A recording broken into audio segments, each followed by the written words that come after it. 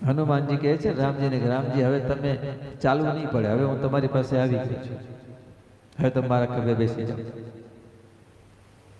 હવે હું તમને તો કે તમે તું કેવી રીતે લીધી હતી? કે હું આમ ઊંચકીને ઉડીને લીધી, તમારે હવે ચાલવું નહીં પડે. તો ભગવાન કહે છે કે હનુમાન તો આમ અમે તારા ખભે બેસી જઈએ તો આમ ઉડીને લઈ જાય તો અમે પડી ન જઈએ? તો કે ભગવાન તમે પડશો કેવી રીતે? તમારા બેના ચરણ કમળ આવી રીતે હશે ને તો આમ હું મારા હાથેથી પકડી લઈશ તમને.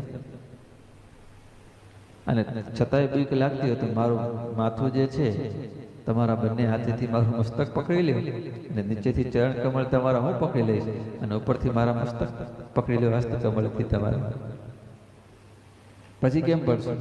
તો કે તોય પડી જઈએ તો હનુમાન કેવી રીતે પડો?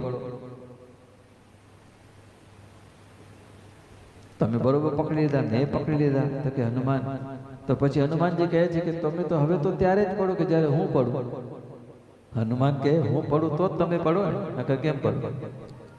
તો ભગવાન કહે છે કે હનુમાન શું ખાતરી કે તું પણ ન પડે? હનુમાન એ પડી જાય તો બધા પડીએ ને.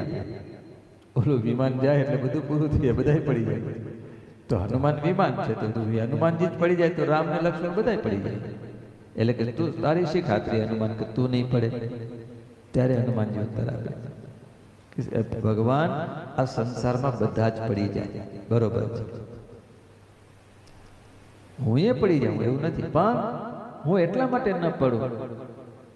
અને જો જેના હૃદય કમળમાં આપના ચરણ કમળ રહેલા હોય ભગવાન, અને જેના મસ્તકની ઉપર આપના હસ્ત કમળ રહેલા હોય, અને એવો જીવ પણ જો આ સંસારમાં પડી જાય તો પછી બીજો બચશે કોણ?